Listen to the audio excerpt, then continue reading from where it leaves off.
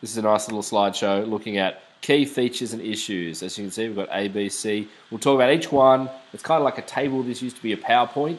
I'm just going to talk about each one and hopefully it'll start making sense. So, causes of the conflict.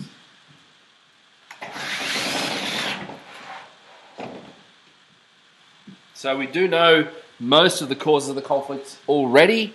We've got Treaty of Versailles, failure of the League of Nations, collective security as an idea, appeasement as a policy. You've got the rise of the fascist parties in Germany and Italy, etc. The Nazi-Soviet pact, the German invasion of Poland. So you've got all these kind of issues, and the main thing that you would ever get asked about is kind of the significance of one particular one over the others.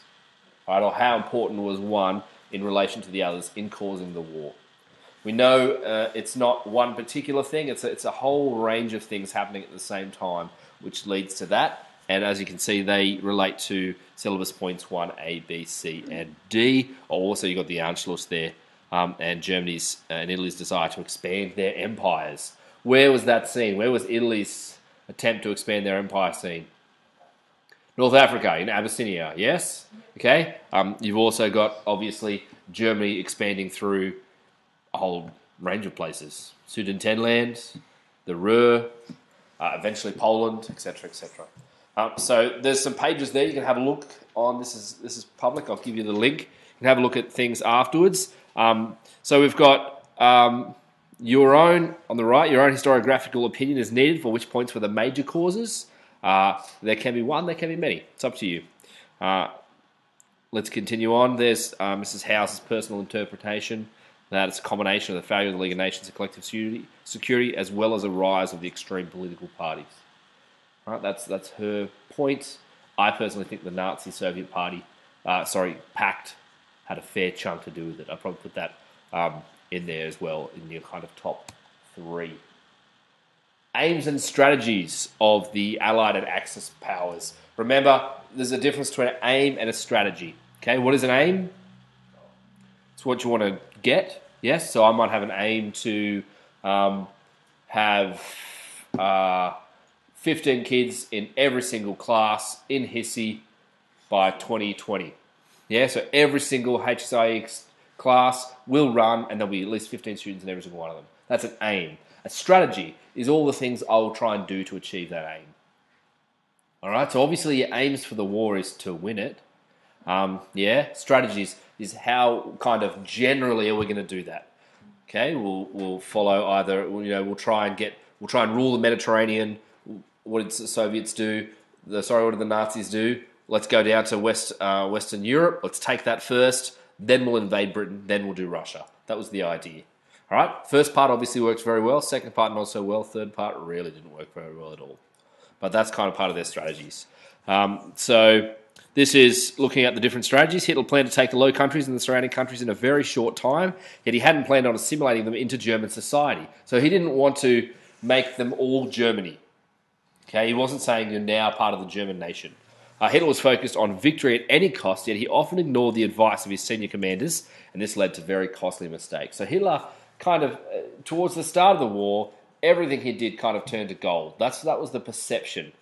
Let's do this. Let's kind of have the feint in the. Everyone remember what a feint is? A feint in the Low Countries. We'll go through the Ardennes and we'll cut them off. Work brilliantly. All right. 4 years to try and beat France in World War I. Let's do it in 6 weeks. Everyone was like, Hitler knows what he's talking about. Hitler himself started to believe that everything he did turned to gold. All right. So when his advisors said, well, that's actually not a great idea, Sir Führer, he just ignored them. And often it led to very costly mistakes, which cost them later on. Yes? Russia. Russia, they said, don't go and split up the forces. We need strong forces, take one city, then take the other, then take the other. He split them up. He sent a third of his forces to Leningrad, a third to Moscow, a third to Stalingrad. And none of them reached their objectives. Whereas if they had gone one by one, they probably would have done it. It definitely would have taken Leningrad for sure. All right, so it weakened their forces. Most of his advisors said don't stop when it comes to Dunkirk. He listened to Goering, he stopped. They managed to escape. The BEF managed to escape, British Expeditionary Force. They came back 3 years later, stronger, trained. They were the core of the army that invaded again in Normandy. The Nazis did not consider the geographical and logistical factors when planning, that's supposed to be their campaigns. This led to massive failures. So, for example, Russia. They didn't plan. They did not have enough stock or kind of logistics for a winter campaign. They assumed it would be over. They didn't take the long distances into account when it came to Russia. So their supply lines got further and further away. The weaker they got, the further they got into Russia, the stronger Russia got because their supply lines were even shorter. And they started to churn out more and more and more the longer the war went. The Nazis often had to create new fronts. This was due to their weak alliances who could not really effectively fight their own war. So Italy, for example, they needed to continue and actually fight down in Italy because Italy wasn't doing very well. All right, so they struggled because they'd have to go and send a whole heap of troops to another front where they really should have not have had to. Okay, North Africa, for example. Italy was supposed to be helping them there. Didn't happen. The strategies of the war can be placed into 3 stages. Stage 1, first 2 years. The occupation of the Low Countries, the defeat of France and British forces in Western Europe, and the Battle of Britain and the start of the North Africa campaign. Okay, so that we've kind of looked at. Stage 2 was a new front from 41 to 43. That was with the Soviet Union, so Operation Barbarossa. The imminent Italian defeat meant Hitler had to commit forces to help. That should be commit, not comment.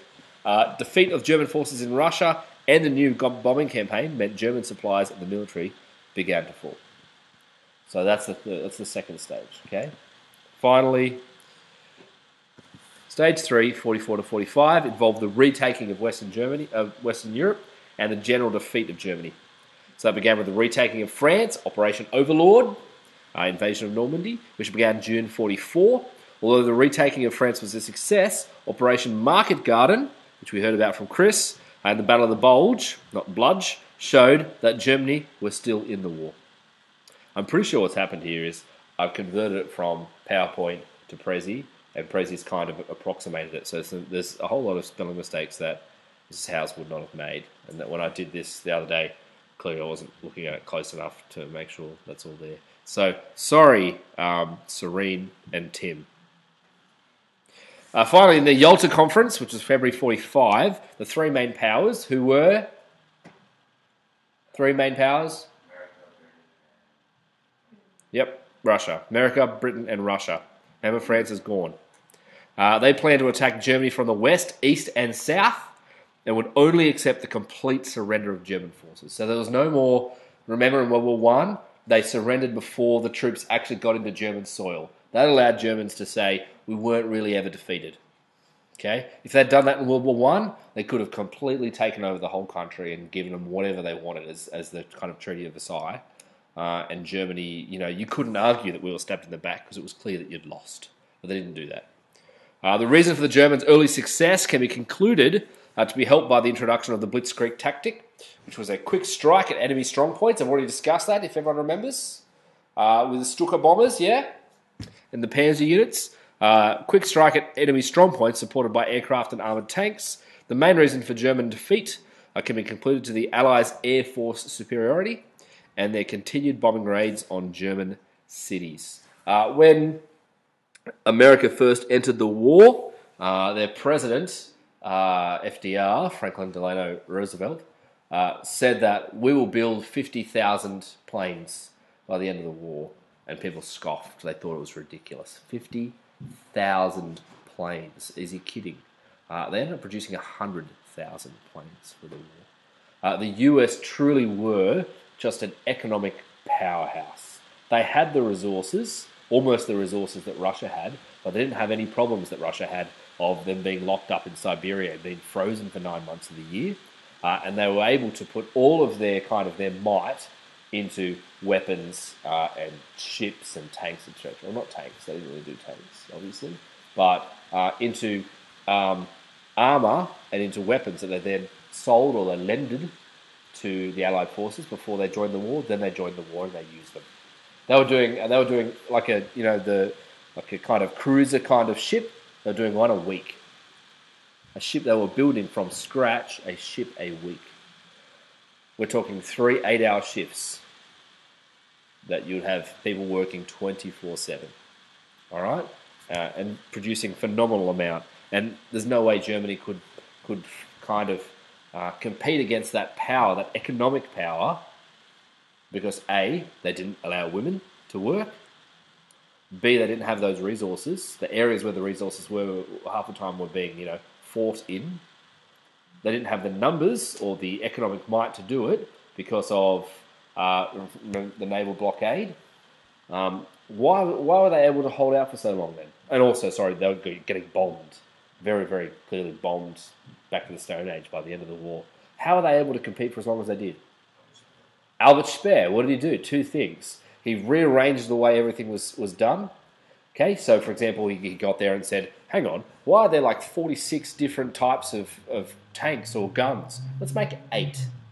And that means all of the parts can be interchangeable. If anything breaks down, we know where the part is. There's only 8. So he rearranged the way it worked and also used slave labour. So they weren't paying anyone for it. And they worked them to death without giving them any food. Okay, so that's the only way that they were able to kind of hold on for as long as they did.